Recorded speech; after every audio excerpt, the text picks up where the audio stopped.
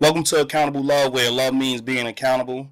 My name's Aziz, and today we're going to have a guest, Joy Larkin, and she's a narcissist abuse coach. Narcissist this and narcissist that. We scroll on our feed and all we hear are people talking about being abused or avoiding narcissists. Do we truly understand what it means to have a narcissistic personality disorder? Well, today we sit down with Joy Larkin, who is a narcissistic abuse coach, and we discuss her bouts with having narcissistic relationships, and we discuss what it truly means to be a narcissist. All right, enjoy.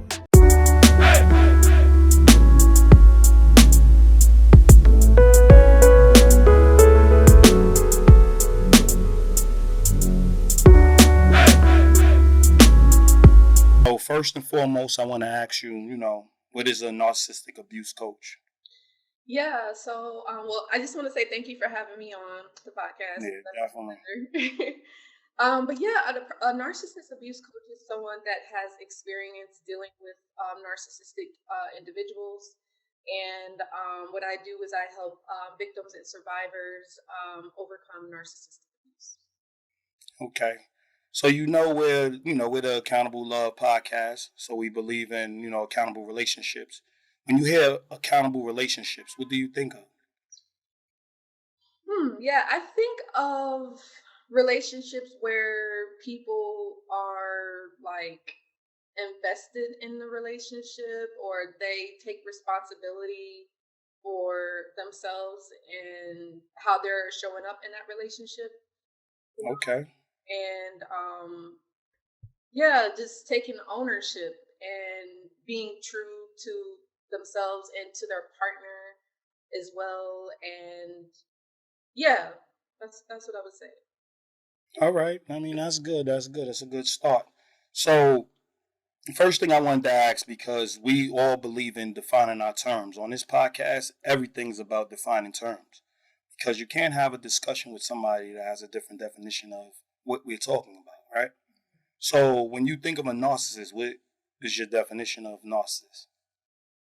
So for me, and even I know like on websites, they say that the narcissists are people that have a high sense of self, and they have a low regard for other people's feelings, and yeah, that they're just individuals that will abuse their partners mentally, emotionally, and psychologically. And they will also take advantage of that individual person with no regret, no remorse for their own personal gain. And they would have good pleasure in, abusing that person. Okay, that's definitely, I think that's the important piece. The fact that they take pleasure in it.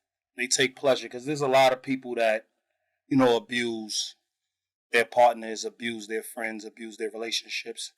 And though it's harmful, it's harmless, meaning it's not something they're doing because they're intentionally getting some kind of, reward or some kind of emotional gratification from it, So I think that's a great point.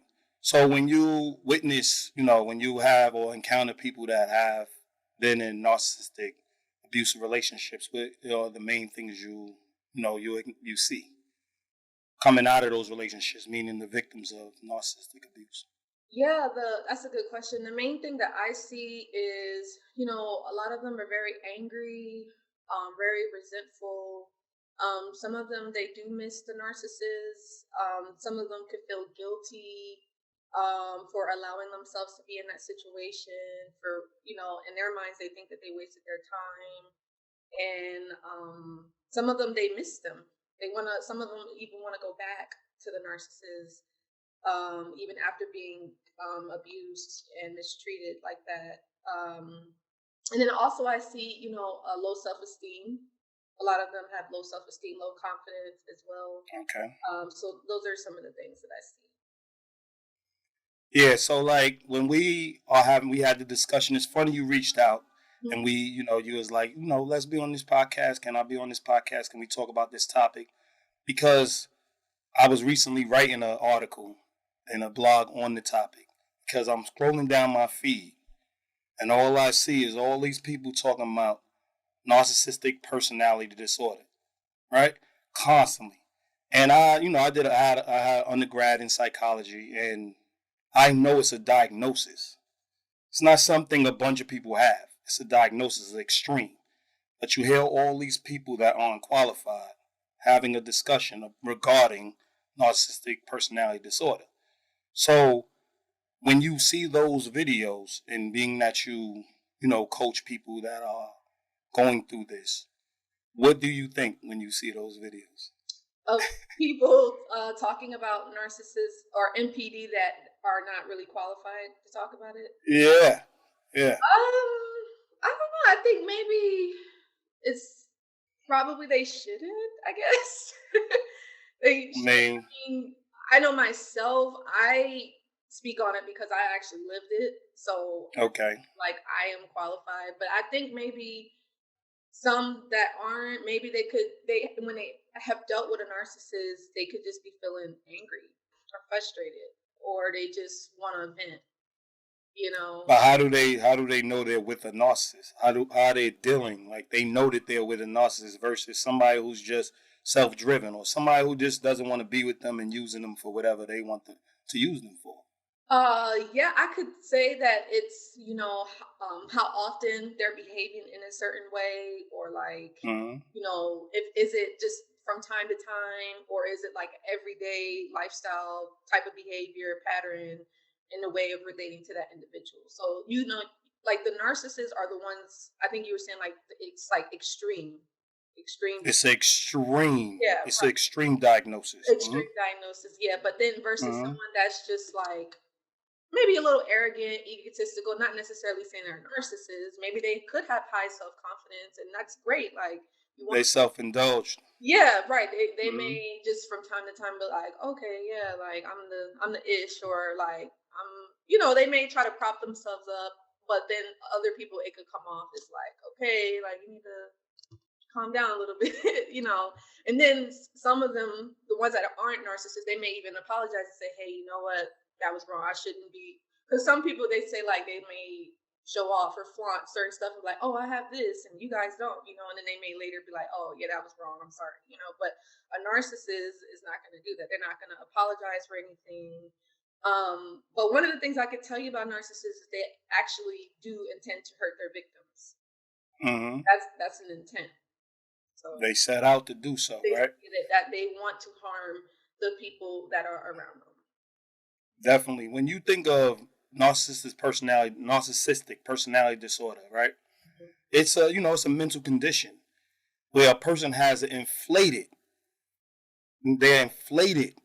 sense of own importance. Right. So when I'm thinking of it, we live in a social media age. So in the blog that I'm writing, I'm really looking at it and I'm breaking it down. So I'm like, we live in a social media age where everybody has an inflated sense of importance. We will take a picture of our food and post it. We'll take we'll go clubbing and post it. We'll just sit and look in the camera with music playing and post it as if we're a brand. So, like, how do you distinguish between a person that's a narcissist and a person that is just living the way we live now in our society? Again, it's about, because the thing is, some people can show themselves that they want to share their life with people, and that's the age of social media. It's not necessarily saying that they're a narcissist or that they're selfish or that they're abusing or mistreating a person for their own personal gain. Because I can go to the club and I can have my phone, where I'm like looking at myself and like, hearing the music in the background, but that isn't necessarily saying I'm a narcissist, because I'm not mistreating anybody. I'm not abusing anyone, and I'm not lying to another person or taking advantage of an individual, So definitely, that is the difference. I mean, I guess that's just how the world is now. It's everything is on social media. People just want to share themselves, and yeah, they just want to let people know what they're doing, but they're not harming anybody, Okay. So that's how you would separate it. yeah, Because go ahead. No, go ahead. No, I was just gonna say because narcissists they will mentally abuse a person. They will emotionally abuse them, psychologically abuse that individual with their behaviors or the words that they say and how they treat you and the interactions with them. If I'm, Okay. some people they may be building up their self worth and their self confidence, and they may just want to show like what they're doing, or maybe they could be like a vlogger and they're like recording their life. It's not necessarily saying that they're a narcissist. They're just showing things off. Just I don't know. It could just be for whatever reason they want to, but it's not saying that that they're a narcissist or anything like that. Definitely, because I mean these first two um symptoms of being a narcissist is obsessive attention and Right. admiration and an inflated sense of importance. Right. Those two things is everybody in the social media age. Well, I guess. So distinguishing is becoming a little more difficult. Now I know I'm not like it's a diagnosis. So we relationship builders. Mhm. We're not clinicians. So clinicians will diagnose somebody with having this condition based on a checklist. I'm not gonna look at somebody and say you're a narcissist because though I may be able to identify it, I'm not qualified to say they're a narcissist. You know what I mean? Even in our sessions, when we have sessions, we're there to make sure that we understand the relationships as a whole and then try to, help the people navigate in the relationships they're in or navigate from a relationship if it's abusive or a hindrance to them. Right. But we could identify those things based on the fact that we do have certain credentials and things of that nature where we can now do that.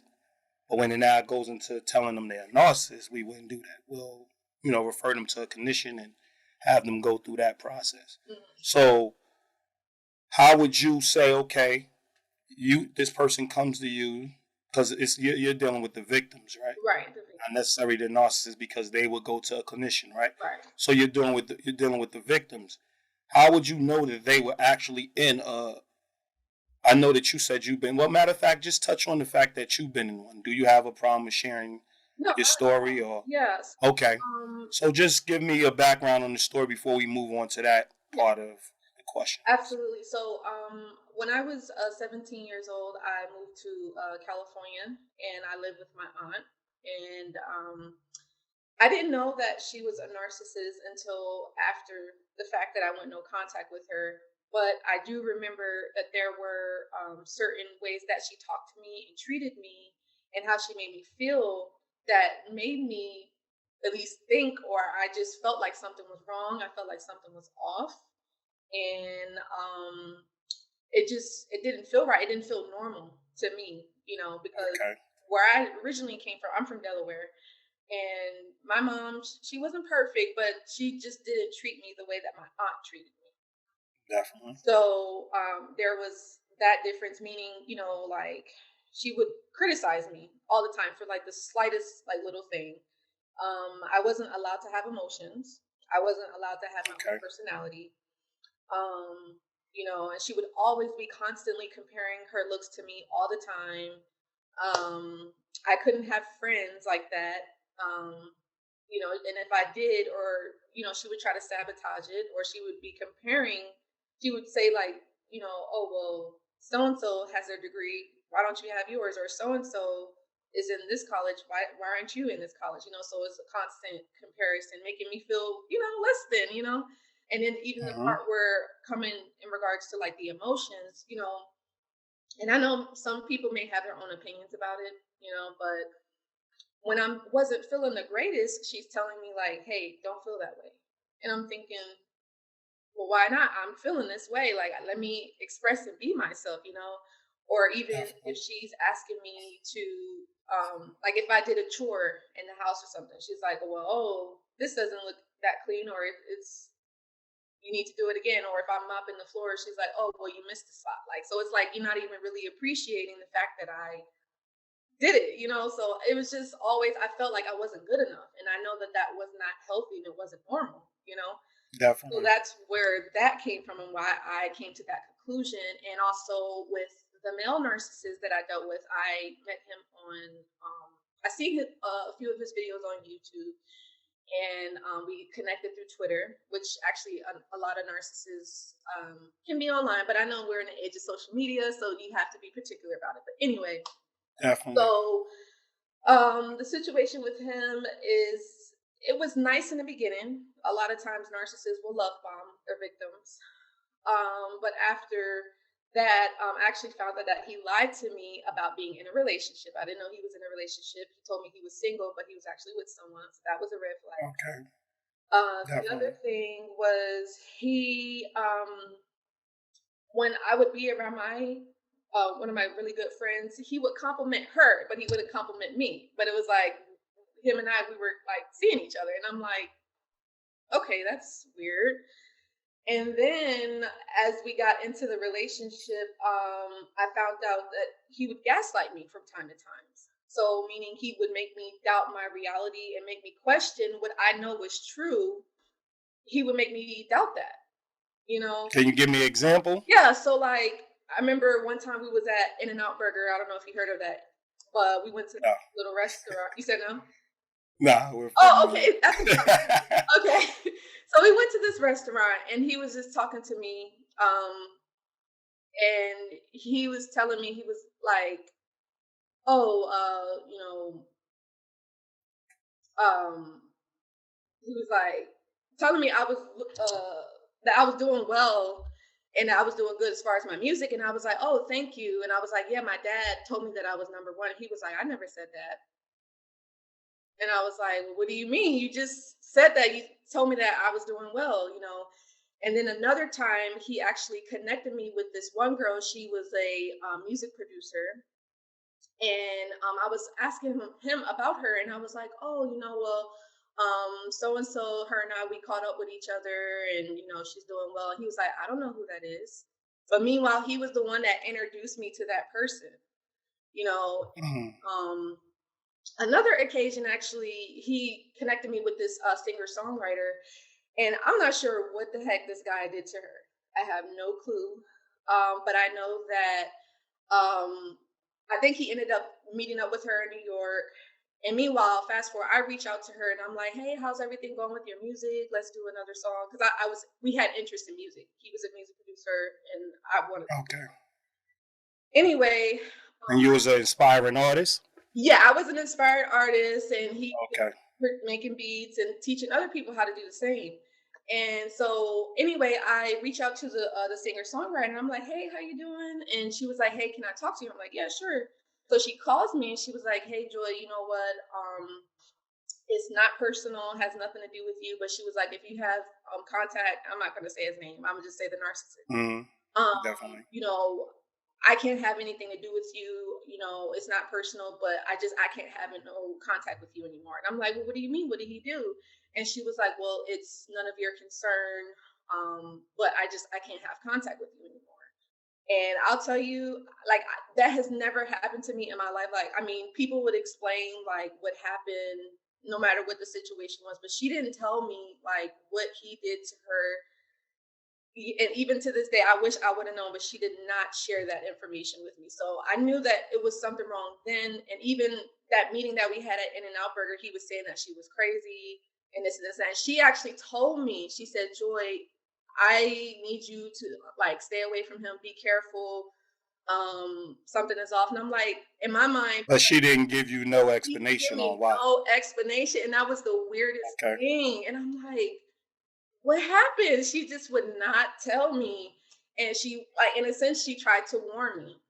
She tried to Okay. warn me. And that's actually what a lot of victims and survivors, they go through, where people are telling them that, "Hey, something is wrong with this person. Like, be careful," you know, or they may even try to warn like a new supply about the narcissist or whatever. But it's like, it doesn't work. Well, she didn't do a good she didn't do any justice in Yeah. warning you, because she was supposed to give warning is giving you a full understanding and letting you come to a determination on your own. Right. She just gave you, like I'm not choosing somebody I don't know over somebody I do know. So if somebody walking up to me, don't be around my friend. I'm looking at them like they're my friend. Right. Keep it moving. Yeah. Right. So I mean, she didn't really try to warn you, but go ahead. Yeah, I mean, she just was kind of She like, threw something out there, but yeah, like she didn't really tell me, and I'm just so like, I don't know. I'm like, you could have said something, tell me, like, but even if mhm. you would have told me, and this is common for victims and survivors, we really don't listen anyway. Yeah. It's I common mean, because who we're does? so attached. We built that relationship, we built that bond with the narcissist, and it's like we have to actually experience whatever the narcissist has planned for us, and it's not anything good. So. Let me just tell you, it's not just being in a narcissistic relationship. When you are in a relationship with somebody, it's a faith. So when somebody comes and tries to rock your faith, they better have evidence because you have to believe the people that you actually have a connection with. That's just healthy relationships. Like I'm never going to disconnect from somebody just because somebody comes and says, "Well, you might want to stay away from them."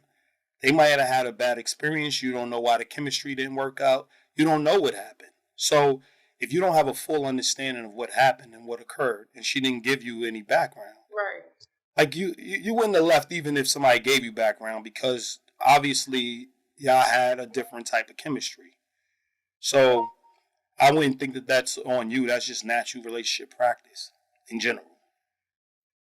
But go ahead. So Yeah, no. So those experiences I had, and then also just the triangulation part of the narcissistic abuse is where they will, and this is actually common with relationships in general. But mhm. he had the part where he would always be mentioning his ex a lot.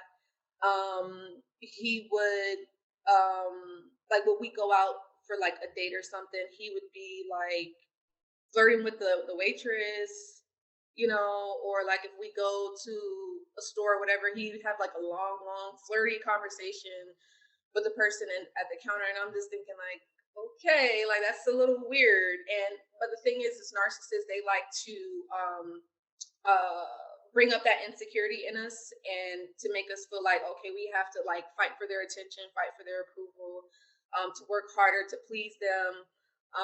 And as I said about him, saying that my friend looked it nice, because I thought that we both looked it nice, but he went out of his way to be like, oh yeah, so and so, like you look really nice today. And I'm thinking like, well, I don't look nice, like, so it was like him bringing up that insecurity in me. Narcissists do that because in a healthy relationship, partners usually don't do that. They want to make sure their partner feels comfortable and safe and secure. But when you're dealing with an abusive narcissist relationship, that's some of the things that they could potentially do. I mean, yeah. I mean, that's tough. I mean, the lying part of it is a trait, is a quality. Are you sure he was a narcissist? Are you sure your aunt was a narcissist? Like they were diagnosed? Like you're 100% sure, or you just seen the tendencies? Because there's a lesser degree. Like we see men that constantly just cheat on their spouse. Mm-hmm. Now we can call them narcissists because it's abuse either way. You know what I mean? They're cheating on them without giving them a choice, right? And they're coming home and maybe having children outside the marriage. And it happens both ways, but I'm just going to use men. Mm-hmm. And they're not necessarily considered narcissists, Right. but they're just looking out for self gratification, right? Yeah. No. And they go ahead. Oh no, I was just gonna say that narcissists can cheat too. That's a part of it. But I'm not saying that just because a person cheats, they're a narcissist. Not in any way. And um, yeah. So the other reasoning why I do say that, especially the male narc in my life, was one because I remember I would type up the phrases that he would say to me, like he never said that. Um, when he would tell me things that I know for sure that he literally just sat there and said, I would type it up on my phone, and it said narcissistic personality disorder on my phone, Mm-hmm. and I know that I've never had an experience like that in my life. ever. Like, and then I'll tell you another reason why I say that he was a narcissist is because, and I'll give you an example about my aunt too. So with the male narc, so we had a different type. Narc for short. Narc. Yeah, I just because it's such a long term. Yeah. I'm with it. I'm gonna piggyback. Right. Just So use narc. So with that, it was like the relationship that we had. We dated for a while. You know, as I said, he lied to me in the beginning, told me that he was single and he wasn't. So that I should have cut it off right then and there. But because we had already built that foundation, you know, or like friendship, whatever, bond. So I thought he was going to leave his girlfriend. He was actually asking me to be his side chick, and I turned him down. And be his what? That again. Be his what? Like a side chick, or like be his second. Oh, a side chick. Like I thought you said sidekick. I'm like, what? No. Like a. Thought he was a superhero for a second. But go ahead. Nah. So he was wanting me to be like a second girlfriend, basically, and I told him that I wasn't really comfortable with that. And so I think from that point on, he was out to get revenge on me, which a lot of narcissists will do because, and that's the thing, like an average guy may be like, okay, I'm charging it to the game. There's other fishes in the sea, whatever. Or they may want to like throw it in the girl's face like, okay, I'm with somebody else. I don't know. But normally in the relationships before this narcissist, it was never to the extreme like they was trying to hurt me if I had turned them down. Right? Definitely. Now, with this, go ahead. What'd you say? No, I said definitely. Yeah, and so, but with this, they're gonna do more than that. But go ahead. Most men aren't gonna do like, that. I felt like they was against me. Like it was weird. But anyway, so what happened was we still remained friends, and you know, we was like seeing each other from time to time or whatever.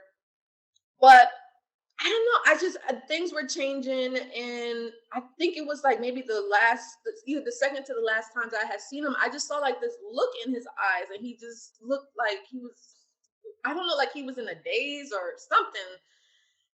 And I think he had started seeing somebody. I guess he was in a relationship at this point, and you know, I did see him as like a mentor, someone that, you know, I could like look up to, or he could support me, whatever. Long story short, I went on social media and I found out that he was in a relationship. Now, this was actually after I told him like, hey, I just moved into my new apartment. This was years ago. But he was acting like he was excited for me and happy and like, oh yeah, I'm gonna come over and, you know, see your apartment. And then I find out he was in a relationship. And then he calls me and he's like, oh, Joy, like I'm in the area. You know, is it okay if I stop by? And I basically told him no. So that was something, I guess, that got to him or whatever.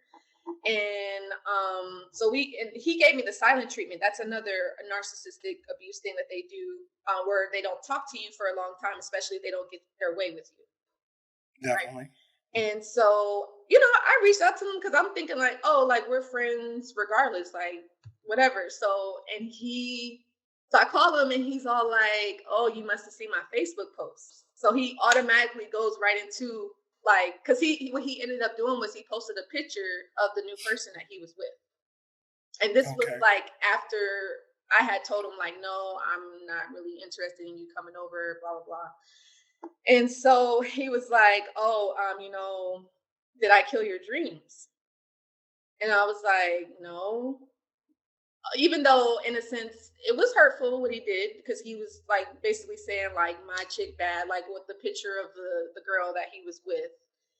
And in the comments they were like, oh, she's so sweet and this and this and that. And I'm like, okay. But anyway, he was like, oh, did I kill your dreams? And I'm like, no. And then that was pretty much it. And then it was done for me. I was over it. And then going forward, I noticed that I started to get phone calls. People were calling me from blocked numbers, private numbers. And then also there was an individual that called me and asked me for the narcissist. They called my phone asking for this individual. And I'm thinking like, well, we're not together. He's in another relationship. So why would he be with me? You know? So another thing that narcissists will use is hoovering tactics to get their victims back in that cycle of abuse. And And also they can use intimidation. They can also do it like a smear campaign where they are talking negatively about. Now we're getting somewhere, but go ahead. Now Yeah, we're I getting know. It's somewhere. like, okay. So those are the types. Now we're definitely getting somewhere on that. Okay. Now, let me just give you the examples with my aunt and the reason why I say that she's a narcissist. And by the way, these are things that I have never, ever experienced when dealing with other people. And that's Okay. another reason why I say that they are narcissists and that they were different. So with my aunt, so as I said, narcissists will love bomb you. And this could be parents, friends, romantic partners. Now, with my aunt, within the first 1 to 2 years of living with her, I could say that I was the golden child. I was spoiled. I got anything that I wanted, and she was, Before you move on, can you explain what love bombing is?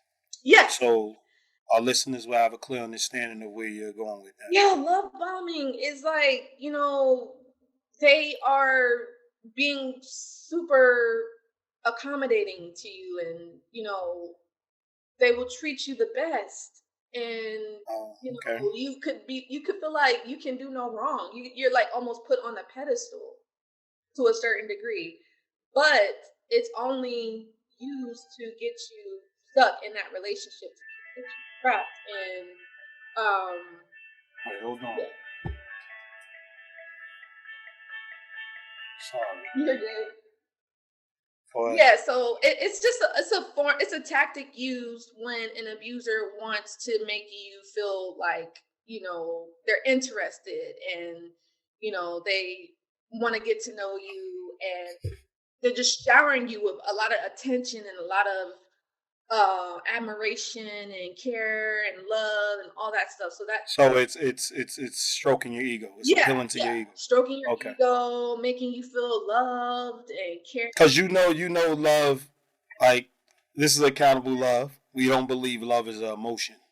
It's a lifestyle. It's a dedication. So when people use it just free, that's one of the big signs. Like, call it what it is, because that's definitely not love. Love doesn't hurt. Right. Love is not with the intent to hurt. So when you use love, they pretend to love you. That doesn't even make sense. Yeah. So that's why I wanted to know what love bombing was, because we're really big on making sure you use love in a privileged form. Right. Lifestyle, great, in a great light. But go ahead. Yeah, no, that was a good question that you asked. But so yeah, in regards to my aunt,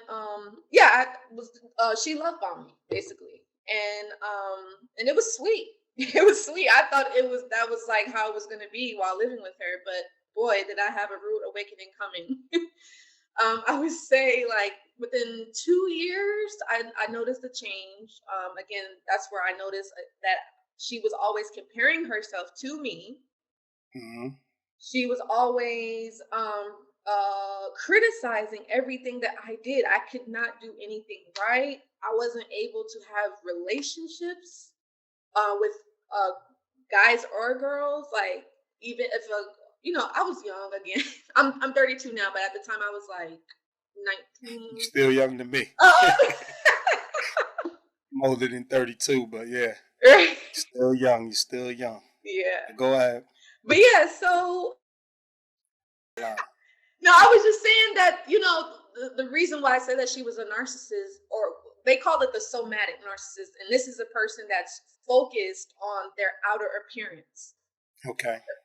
Their looks, and also it's like they are focused on, how they look to other people, whether it's the house. And I mean, yeah, we all want these lovely things, and there's nothing wrong with that. I encourage. Definitely. But I'm just saying, like, she was like super abusive behind closed doors. Like, you would never, ever, ever, ever expect that from her, because on the outside, everything looks beautiful. Everything looks amazing. Right. But, so she would try to sabotage my relationships, whether it was with my girls or the guys that I was potentially dating. She would be very like entitled to what I did in my own life, like, trying to force me to do stuff that I didn't want to do. Again, like I said, I wasn't allowed to have an opinion. I wasn't allowed to feel my emotions. And I noticed too, like when I would be around her, she'll always try to make me feel less than.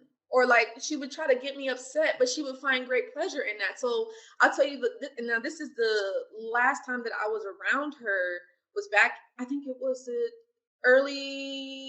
was late 2014 going into 2015. We had this do what I tell you to do, that type Yeah, of you thing. froze. Oh, can you hear me? Yeah, I can hear you. I can hear you now. Oh, okay. But yeah, so she would try to use finances, to try to control me. Um, but so we had this meeting and she was just asking me, she's like, yeah, so how's everything going? Because I had moved out. I couldn't take living with her. And so we had the meeting at the mall. She was pretending like she was gonna buy me something, and I told her, I'm like, I'm okay. Like, I don't need you to buy me anything. And I think that was her test. She was like trying to see if she could still have some sort of control over me in that sense. And I'm like, no, I'm okay. But anyway, she was like, okay, so what are you gonna do with your life and this and that? And I'm like, well, I was giving her my ideas, and mind you, I'm young. Like, I don't Yeah, have. that's what I'm looking at. The fact that Yeah, she's your aunt, but yeah, exactly. I'm like, I don't have all the answers. And she's like, oh, well, I don't think you should do that. That's not a good idea. And we're literally arguing with each other in the car at first, but then I calmed down once we're in the mall, but she's like raising her voice and getting really loud and angry with me. But she was just upset that she couldn't control me because narcissists are about control. And she was losing it, and she was like going into like a frenzy, like a panic. did she think she was protecting you? And that's the thing. She told me, because my grandma had passed away back in 2007, and she told me that the reason why she was acting that way was because she felt like I was her second daughter. And I'm like, okay, I can understand that, but you have to allow me to be myself. Like, you don't be doing that to your sons, and that they're your children. I mean, I'm your niece, and I Mm. know that you quote unquote care about me, but no. So, but yeah, that was her reasoning. But I'm still like, that doesn't make sense to me. But here's the other thing. She was telling me that the reasoning she was coming so hard on me or whatever is she said that she felt like she'd never lived her life. Definitely, You which is know, a decent amount of parents. yeah, that's the unfortunate part. And she said that she felt like she got married too young, Hmm. had her kids too early, and she wasn't able to live her life to the fullest. So I guess she saw me, like she was trying to live her life through me. Vicariously through you, definitely. Yeah, and so you had that dynamic. But the thing is that all of this happened. We walked around in the mall, we talked, and then we got back in the car. And I was just telling her like how certain things that she said to me while I was living with her, how it made me upset, and how I felt like I wasn't good enough, and that I really didn't feel like she was being a good caretaker at the time. And she was saying, this is common phrase that narcissists use, and you can look this up, but she would say, I'm sorry you feel that way. It's Now, a common phrase a lot of people use. now I It's if placating. I'm genuinely sorry, I'm not going to say I'm sorry you feel that way. I'm But just the not. reason they're saying that is because they don't agree with you. Right, that's what I'm saying. So it's like you're not even acknowledging the harm that you caused. And it's clear No, that I if think they're acknowledging it. They just don't agree with you. Like they don't agree with your assessment of this situation. You get what I'm saying? Like they're not in yeah, agreement. They're just like, I'm sad that you feel the way you feel because they don't want you to feel the way you feel. But in their mind, is delusional. Like what you're feeling is delusional because what they're doing is trying to support you the best way they know how in their mind with the information they have. So they're like, I don't see anything wrong with what I'm doing, which is also a choice of theirs. But yep. And I guess the other thing is too is that narcissists they do lack empathy. That's another big one. So I didn't. definitely, I was gonna get to that. Yeah, and Skipped I don't. ahead, but I was gonna Right. get to that. Yeah, I don't feel that she had empathy at all for me. So that was another thing that made me feel that she was a narcissist. And or just had the tendency. She could have just had the tendency, but it's my belief that she was. And the other reasoning was because that last time that we were with each other, you know, we were arguing, and she was getting upset. Like I said, she couldn't control me anymore. And I'll actually give you another example. But so, you know, she's taking me back home, and I don't know, I felt really upset because I was just like, I didn't really feel loved by her. I did it. And I don't think that, um, like, anybody can know if something is genuine. Like, even a child can know, like, when they're being mistreated or when something's not right. And I just felt like it wasn't real. Like, the care and the love, I didn't get that feeling. And so I just found myself just crying. I was literally crying in the car, and I looked over to her. She had this smirk on her face. Like, she didn't even like consult me. And she was like, is there something that I can do? She just literally, we drove, she took me back to my place, and then that was it. She didn't even say, like, is there anything that I could do to help, or, you know, I'm sorry that Do you think you offended her? No. All the things she was doing in her mind, she was doing for you. You don't think by making that statement about your feelings, you offended her? I think that it was an assessment of, you know, what I felt was going on. And I can tell you that I've always thanked her and appreciated her for everything that she's ever done for me. So it wasn't like I would, in her mind, she could be like, oh, well, she's just being ungrateful, or, you know, it was never that, because the way that I grew, I always had manners. I always thank people for things that they do for me. And it was not like that. So. But don't you think that like saying that takes all of that back? Like, for the last 2 years, I've been feeling like you haven't been supportive. You've been nitpicking. You've been, you know, you nitpick on everything I do. You isolate me from my friends. You do X, Y, and Z for the last 2 years. And you say it in one term, even though all through the times you have been, you're great. Thank you. I appreciate this. I appreciate that. I appreciate this. I appreciate that. Doesn't that offset all of that once you say that to that person in their mind? No, because we're having a conversation, and I'm communicating. I'm expressing my feelings. I'm not blaming them. I'm saying that this is how it made me feel. I'm not saying, oh, you're the bad person. I'm just saying, like, well, this is when you criticize me. I went out of my way to wash the dishes. Like, she didn't even ask me, but when I washed it, oh, this isn't fully clean. Like, she seems like a perfectionist. And that's the thing, you know, I mean, people in general could be a perfectionist, but that is another trait that narcissists are there. Everything has to be super, super perfect. Super, like, nothing can be wrong. Yeah, I mean, it seems to me like was you the only girl in the house? Yes. Yeah, it seems to me that she was easy on her sons and hard on her quote unquote daughter.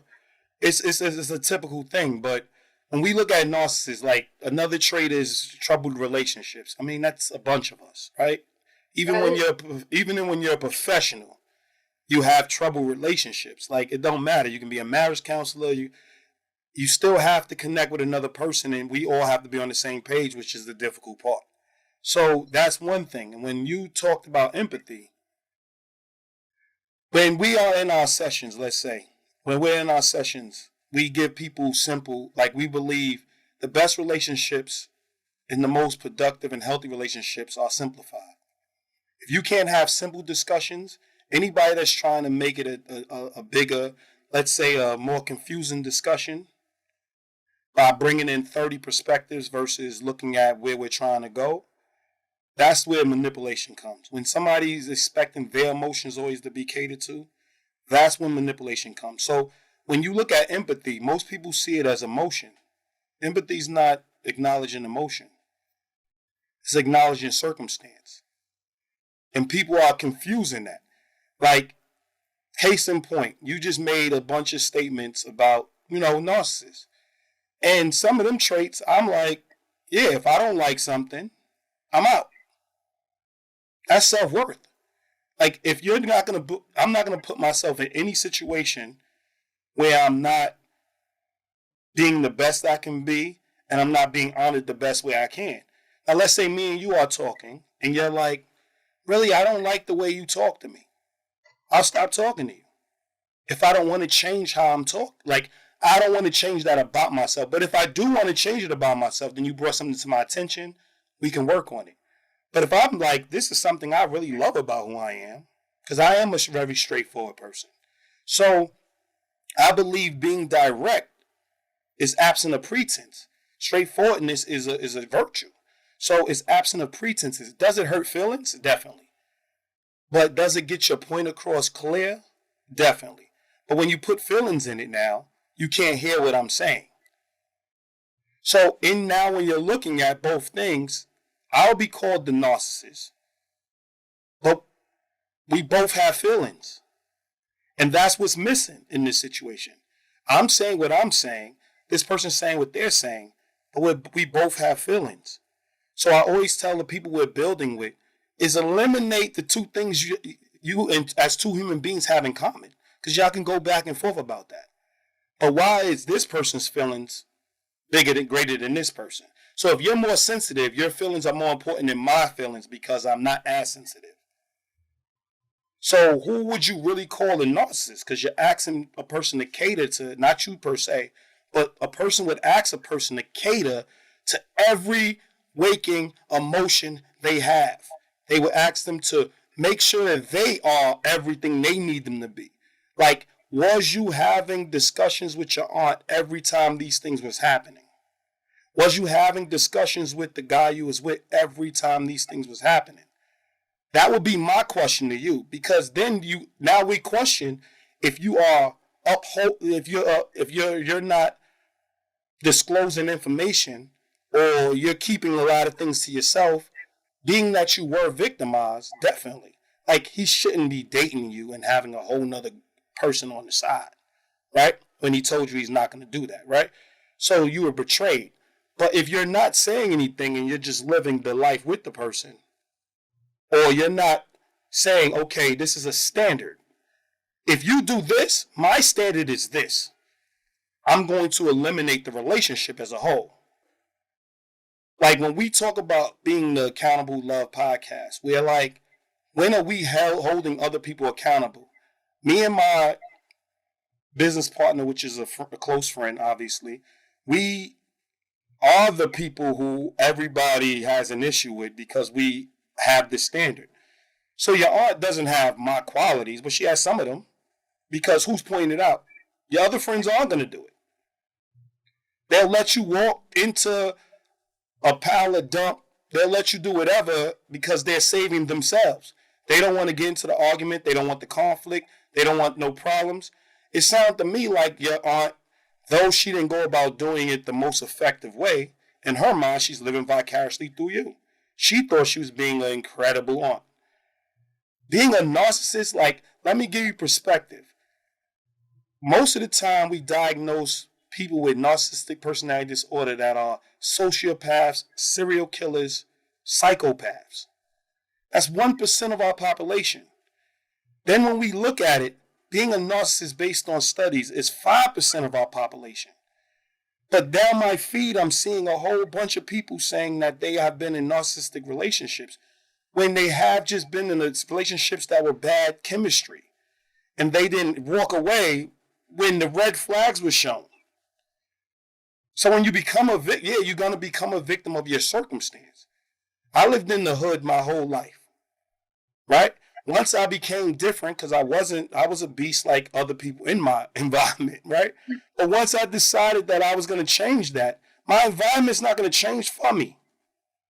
I have to probably change my environment, right? So when you look at it, I'm saying we're now in your situations. Where's the accountability portion in that situation? Right. Yeah, no. So, and I think that that's a good point on my end, because at the time I didn't know what exactly I was dealing with. And, Definitely. coming from my background, my mom and my dad were divorced. And, Okay. I was living with my mom at the time. And actually, my brother ended up passing away, unfortunately. And Sorry to so, hear that. yeah, thank you. And to be honest with you, I really didn't have a sense of relationships or how to behave in a relationship or how to maintain one or how to be accountable or having standards and being assertive and all that stuff. I had no clue. So this was like, I was just learning as I was going. And so after having these relationships, I had to learn like, okay, if you see that red flag or if they lie, this it's over because they're gonna keep lying to you, and it's no trust. If there's no trust in a relationship, why are we even here? Definitely. So, but for me, it's just being accountable is taking responsibility for my decisions and my choices Definitely. and my picker, who I'm picking and working on my self-esteem and confidence, so that way when, if I am seeing the next relationship, I can be like, if I'm seeing something that's not healthy or something that I don't really care for, then I can just be like, okay, it's not for me. And then being able to recognize a healthy relationship or, Definitely. and I mean, and it's more conducive to your chemistry. Because I always use the analogy that I walk in a sneaker store knowing, I was a sneakerhead my whole life. I walk in the sneaker store knowing the sneaker I want. I'm going to offend a lot of people because I don't want, if they don't have the sneaker, I'm walking out. When you know what you want, you're going to offend a lot of people. So now we're now positioning people that really have a clear understanding of what they want and mixing them up with people that have, narcissistic personality disorder. I'm a confident person, right? Somebody may believe, and they can put that stigma on me that I have importance, like an inflated sense of importance. But they also can say the same about you, right? They also can say, like, because we took pictures, we on social media. You can hear me? yeah, but you're frozen. Yeah, you're frozen on. Yeah, that's why I asked. That's why I asked. Okay, Yeah. there it goes. It's back. Yeah. So they can go that route, but these you got to understand what criteria comes with the fact that they cannot change. One thing you know about being in a narcissistic or being around somebody who has a narcissistic personality disorder, there's no cure. Exactly. Right? So in knowing that, I don't know if your aunt could be, she seems like she could be cured. It's just she doesn't see anything wrong with what she's doing because that was what she was choosing to do. I don't think it was her intention to destroy you. It was just you was at an age where you're younger and she's older. And I don't think that, I don't like, I don't think you felt you had a voice to really say what you had to say. You wasn't in the environment, which is a lot of black families, right? Let's be honest. You seen but not heard. So a lot of our voices are stifled. Not in my case. My mother was okay. She was amazing, but I'm saying like a lot of our voices are stifled. So when I run into people all the time, they're telling me that their parents, the exact story. I can't have my opinion. I can't do that. I'm like, I can't believe all these parents are narcissistic. They just it's upbringing. It's what's being said is respect. You can't have an opinion because you know nothing. You're a kid. You know nothing, which I disagree with wholeheartedly. But what I'm saying is, when I ask them, did you say anything? No. They're going to get spanked. They're going to get smacked. They're going to get disregarded. Right? Because that's what these parents was taught. Right? So can it be unlearned? Of course. Of course. But it takes kids that are going to be courageous enough to put themselves out there. Can you hear me? Yeah, you kind of froze again. I was just about to say something when you were talking. I can see it. Like, my side is live, but yours is frozen. Yeah, that's how it looks on my end. So every time I see you freeze, I ask you. Yeah. So when we're looking at these, and I just asked to share the story to get background and get a clear understanding, because I know we talked in the chat briefly, and I was like, you'll be surprised that my take is a little different on this, because I've been on the other side. I've been a leader my whole life and been asked to, my feelings don't matter. Like, because I don't deal with the feeling portion of it. I'm like, I acknowledge it.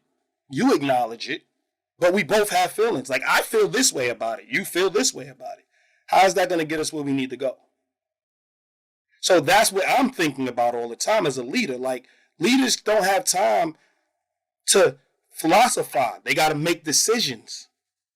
And in making decisions, some people are going to be offended by the decisions you make, but you have to make decisions. So when you've been a leader in your family, you've been the morale in your family, you get a different side of what we look at it as narcissism. Because it's like, so when you cry, it's just automatically so. Like, I offended you because I told you to wash your behind because you stink. You actually stink. And I should have said it differently to appeal to your feelings. And what does that do to me, the fact that I can't say it the way I want to say it? Does that not affect my identity? But, so I'm saying, like, true empathy goes both ways. You got to put yourself in my shoes. If me and you are having a discussion, and you seem, based on your stories, you seem to keep a lot of things to yourself. I'm a person that's going to say it real time. Every time. Because I believe in choice. If I think you look weird today, I'm going to say you look weird today. If you say, well, I'm comfortable with how I look, I'm rolling with you. If I walk out the house with you, I'm all in. I just want you to be aware that if somebody says you look weird, I don't have your back. Because I agree. That's all I'm saying. I want to give you choice in what you want to do that's what I believe in being a good human being is. Providing choice, giving you the same thing God gave us, choice at all costs. Not based on their feelings, based on empathizing.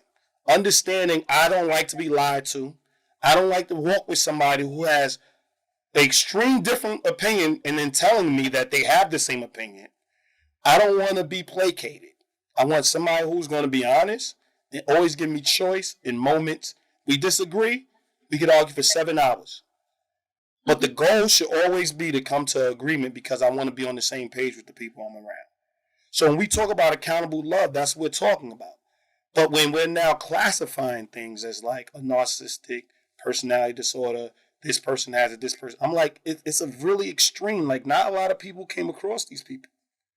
Like, these people will plan this shit. And what I'm saying is this guy doesn't seem like a mastermind.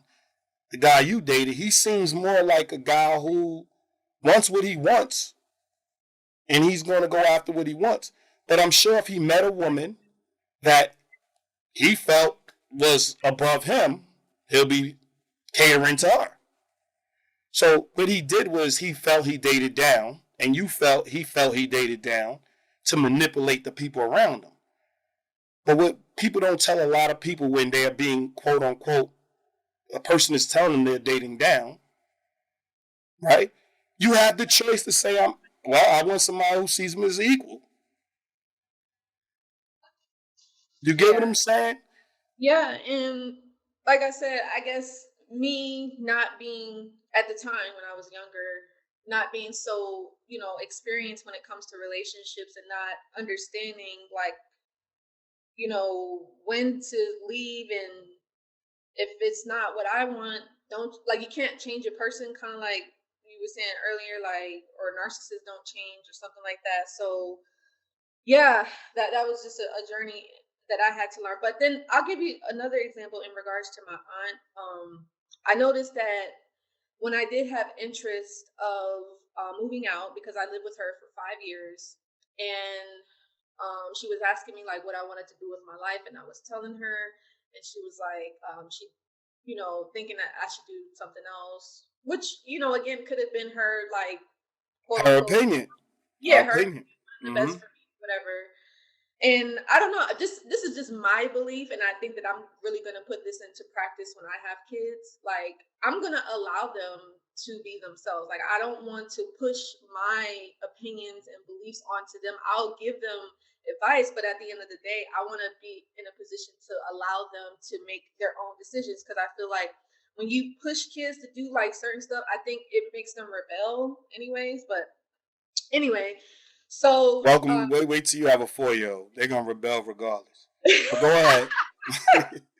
It's just the natural maturation of things. I don't care how good of a parent you are. It's going to just be what it is. But go ahead. Yeah, no, so she was I was telling her like, okay, I'm gonna go to this college and I'm gonna take up music, and she was saying that she thought that I should do like another major, like maybe business, which maybe I should have, but whatever. So She wanted you to have structure, and you was chasing something that seemed more far fetched for her, right? more far-fetched, but to be honest, even when I did go to that college, it was still full of crap because the teachers was boring and it was old, and it was teaching us out-of-date information that we couldn't really use anyway, so it didn't really matter. I shouldn't have even went in the first place, but anyway. So during that time frame, I was telling her like, okay, like I want to move out, and I want to get out and do my own thing, and she was like, are you sure you want to do this? And I remember like when I had first told her that, every single day she was like, okay, so what do you have planned for today? What are you doing today? And she's like, well, if you move out, you're going to have to pay your own rent. You're going to have to pay your own phone bill. And I'm thinking in my head, like, isn't that what adults do? So what a lot of narcissistic parents, they will put a lot of fear, a lot of anxiety and guilt into their caretakers or children to make them feel like, they should take care of them versus taking care of themselves and being independent and self-reliant. And she would make me feel like, what I was doing was wrong. Like I couldn't grow up in a sense. Like I couldn't be an adult, and a lot of narcissistic parents like to what is that word they call, is it infantilize their children, so they want to keep them as a child even when they're an adult. And even when I did get my own place, because when I first moved out, I had roommates. But when I had my own place, she was saying like, oh, you're paying all this rent for this little place?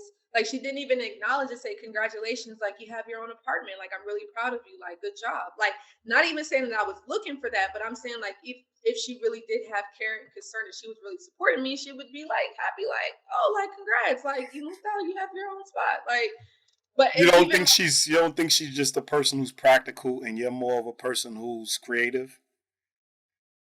No, I think that she was narcissist. Yeah, you strongly believe that. You strongly believe that because in so yeah, would she congratulate you if she thinks that you didn't get the bang for your buck? That's my question to you. If she really believes that, because you already have a preconceived notion of what she should say, which means you're doing the same thing she's doing. Do you get that? Well, I get what you're saying, but even if that was the case, that shouldn't be really her concern because it's not her place. You're right. But when she's with you, she's going to be who she is. When you're with her, you're going to be who you are. So automatically walking in, what is she going to do? Well, that's what I'm saying. I didn't know that she was a narcissist, so I had no clue. No, I'm saying based on your patterns of your aunt, what do you think she's going to do? Criticize it. Enough said. She's going to do that because she's all about you being practical. Like, did you ever ask her why she's doing the things she's doing?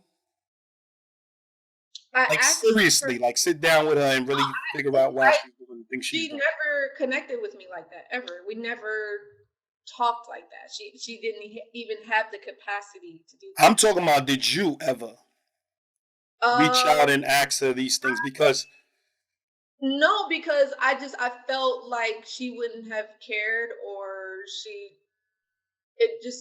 didn't care. And what would you think of somebody who felt that way about, like, just felt something about you but didn't come and make sure it was confirmed? What would I feel? Yeah, what would you think about that person that felt something about you but didn't confirm it?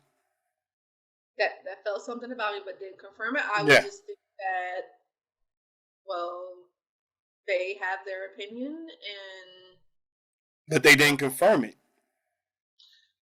And if they didn't confirm it, then that's just their assumption. It could just be from their perspective. And she may say the same thing about me, but the reason why I came to that was because of what I actually lived through and Mm-hmm. how it made me feel. And I can also tell you that one of my good best friends of 10 years, whenever I was around her family, it was the complete opposite. I Definitely. felt loved, I felt accepted, I felt approved. And not saying that I even wanted that, but it was just more like they were Well, you welcome. should want that. You should want that. No, Don't I deny know. wanting it. You should want it. Yeah, you want that, but it's like I didn't get that from my aunt. Like I never felt like I was a part of the family. It was always like, I'm just this outsider. I'm the niece, like, Did you ever look at chemistry? chemistry with me Yeah, and my like aunt. we're relationship builders. So chemistry is a big part of it. Chemistry is a big part of abuse. Chemistry, like if you're a person that has high confidence and you're dating somebody with low self-esteem, abuse will occur. I can guarantee you that. And it's on both ends. Abuse will occur. The other person's going to start looking at them as less because they feel they are less. When you have low self-esteem and somebody has confidence or high self-esteem, low is less. So it's just what it is. You need to match with people that fit your criteria. And what I want you to see is that you have preconceived notions on how she should act. Do you get what I'm saying? I guess it was in a way where I'm thinking like, okay, if this is a caretaker, someone that's supposed to be supporting me, because remember, I originally moved out to live with my aunt because of the experience that I had in Delaware. I'm coming into the family and it's like, I'm thinking like, okay, like, there any support or any empathy happening? But maybe that was my assumption. I was thinking that I was going to get that, but I soon I learned that I wasn't, and it was hurtful for me. But I kind of accepted it in a sense. But then Now you're taking accountability. That's yeah, what I'm saying. yeah, no, absolutely. I'm not saying that I'm not accountable. I'm realizing I'm not gonna get that type of relationship that I wanted from my aunt, and that's fine. But it's like That's I'm not 100% fine. Definitely. right. I'm not gonna stay and still be abused. So that was my concern, because she was trying to make it seem like, oh well, why move out when I can pay your phone bill? Why move out and you're gonna have to pay rent? You're gonna be an adult, No, I really think she, in her mind, well, I can't assume. I don't know her, right? But what I'm saying is because you didn't get validation, you didn't get a clear understanding, you didn't verify, how could you in turn say that? So like when we look at being like having narcissistic behaviors, that's why I said we look at it on different ends. You look at it on this end. So it's a lot of people who have that are very confident, they're very charismatic, they're out in front, they're the star basketball player. Because I'm around people like that really look at those people as narcissistic because they don't have what they have, right? So they see the world from a whole different vantage point. And then the people that are have high confidence, have a focus, are very, assertive. They also look at the other person as narcissistic because they always tell them how they should talk, how they should act, why they saying this, why they doing that. They're being criticized on that end too, right? So right. I would think your aunt, let's say I met your aunt. I don't think we have the same encounter. But y'all just wasn't, y'all didn't, y'all personality traits didn't add up. They didn't No, match. and I guess the other thing is that I knew something was wrong because even her own son, now he was kind of similar to me, I guess, in a sense, but he's a guy and he dealt with like issues of like anger management and all that kind of stuff. But he he told me, he was like, Joy, like when you get a chance, he was like, move out. Like he even wanted me to leave because he was like, something is different, it's wrong, and so I don't know. I just know that You I wasn't mean, happy. You wasn't happy. You weren't happy in the space you was in. That's one side of it. I'm saying if you're owning your side, you just wasn't happy. yeah, I'm on But my in side. turn, yeah, but in turn, how could I now, without trying to forge the gap, trying to get clarity, trying to get an understanding why this person's acting the way they're acting, how could I in turn label a person something without having a full, like without trying 100% to build that connection, to have a discussion, to call her out, to make sure she's clear on what she's doing? If I'm just sitting back and like taking it, And now I'm documenting everything that's going on and everything that's being done to me and everything that's... So, like, every time, like, you're documenting, you're basically saying this, because this is what I'm saying. We are living in two different perspectives on this situation in this life. My whole thing is our jobs, because you're a coach and I'm a relationship builder, right? And our job is to, no matter what we like or don't like, is to narrow our focus, listen to what's being said, and be impartial, right? And in being impartial, if you're not giving a person choice, you're not like putting that, and granted, you was a young kid. So that's with that in mind, right? That's with that in mind. But I was also a young kid that opened my mouth, got spanked, and kept talking. Like, you will not silence me. So understand, we look at it from different vantage points. I also had a brother who would just take it, right? I always looked at him and was like, why are you just taking it? And he's like, I'm looking at you like, why are you taking behind whippings and keep running your mouth, right? We're on both sides of the vantage points. But as adults, as we talked, he has more baggage than I have. Because I took ownership. I'm like, yeah, I'm going to say what I have to say. So whoever doesn't fit that chemistry, we're grown now. We don't need to have kumbayas with everybody. We need to find our people. So when we're talking about being narcissists and how you see it on your feet, yeah, they experienced it. But what I see a lot of people that have experienced it, they've been hurt. There's pain that comes with it. There's lack of communication. There's fear. Because abuse doesn't necessarily mean that they're narcissistic because they abuse you. Because I want you to be in a room with somebody who whines every 5 seconds and see what happens to you as a person. Not condoning abuse, but I'm just saying bad chemistry is what makes these things happen. You and your aunt have bad chemistry. She seems like the typical black parent, but y'all have bad chemistry because it's not how you felt you needed to be supported.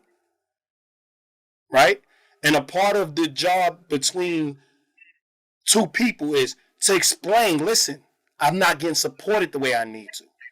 But as you said earlier, you didn't have the tools necessary. Exactly. And then not only that, but then the final, I think I was saying it earlier, the meeting that we had where she was pretending like, because her ritual was like, oh, she'd buy me something every holiday or whatever. Mm-hmm. And like I said, I always thanked her. So it wasn't like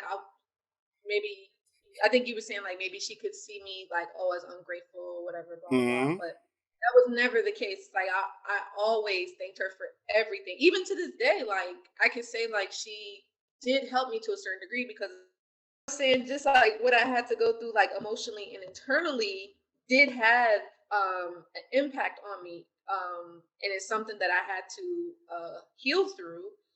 And but with her, we did have a talk though. I don't know if you remember me saying we had the talk, and I was asking her, she basically told me the reason that she was acting this way towards me was because she felt that she didn't live her life to the fullest. And then the other thing I forgot to mention, she didn't, she told me that she would get bullied by her older brother when she was growing up. Mm-hmm. She got bullied, picked on, and teased. And in a sense, I felt like kind of like she was like a covert bully in a way. In a sly way. I don't know if I'm saying that word right, but like, yeah, like very covert. But if you're empathetic, let's go back to empathy based on what you're telling me. Put yourself in her shoes. Without the information, because now you have more information. You did research, you're coaching, you have more information now. So now you're speaking from the information you have now. Think of her lack of information. With all those experiences, what's her intention? Because let's be clear here. When you're talking about being a narcissist, the intention is to harm. Was her intention truly to harm, or to give you the best life possible, but she's doing it the wrong way? Honestly, she wants you to experience everything that she didn't experience. Now that looking back, the way that she treated me, I think it was to harm. I do. Like the intent. It did harm. It did harm you. was the intent to harm. Because when she's saying that, nobody says that, what she just said, I never got this, so I'm hard on you because I want you to have it. That's a sign of love. But I don't really agree with that.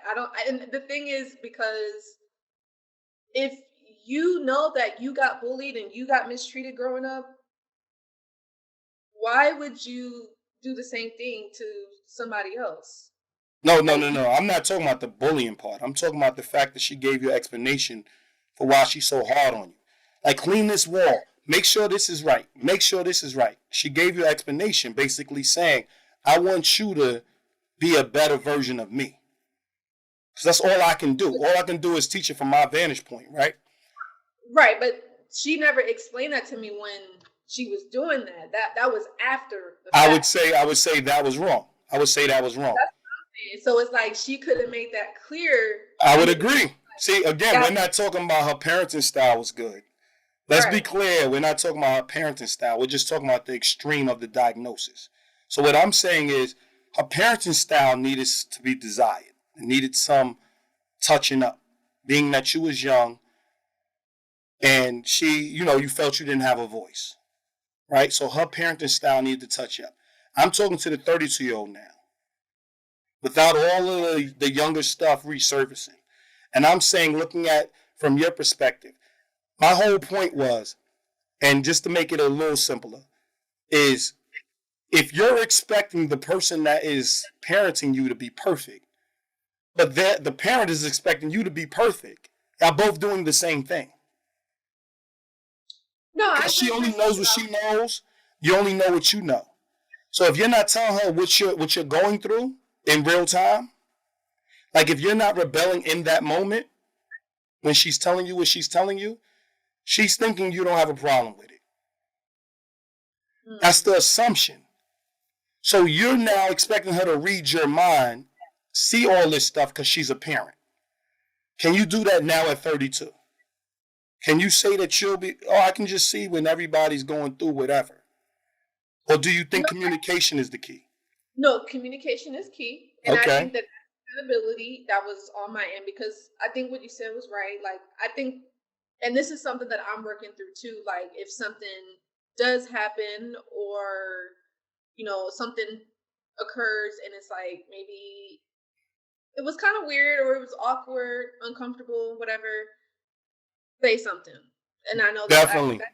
Yes, that was on my end. And but I would say that we would talk a lot though. Although I was to myself, I would tell her stuff that's going on in my life, even while I was living with her, stuff that was going on in school and relationships. And even after the fact that when I went no contact with the male narc, I had called her and I was telling her everything, and it was like crickets. Crickets was on the phone. It's like I don't know. Maybe it was just the way she grew up. I don't know. Yeah, you felt you wasn't being supported. And I'm saying it's your job to be supported, not hers. It's not her job to support you. It's your job to show up with people that will support you the way you need support. Because if we had a friendship and I'm bragging about myself all the time, this great human being, and you have an issue with that, and I keep doing it, how do I know you have an issue with it? If you're not telling me, but you're labeling me conceited, all these other things that have nothing to do with me, because I do think about other people, I do care about other people. I am I'm blunt because I care about other people. I don't want to fight all the time, but I do it because I do care. I want to hear the other person's point of view. I open my mouth and say these things, just like I'm saying certain things to you, that most people probably wouldn't say. They'll probably be like, well, I guess she was a narcissist. I guess this, I guess. But I'm going to say it to you to get you to think, because this is what we should be here for. We're both in the same profession. We're both trying to enhance people's lives. And if you can make me a better, builder, and I can make you a better coach, that's what it's supposed to be about when we're having these discussions, right? So when you're giving the past stories, I want you to really get a distinction, because when you're helping the people that you're coaching, I want you to be able to call them out when the person is not a narcissist. They're just abusive. And a lot of the abuse, you got to ask people why are they staying. Because nobody stays when they don't believe they're getting something out of it. So if I pay all your bills, you're using me too.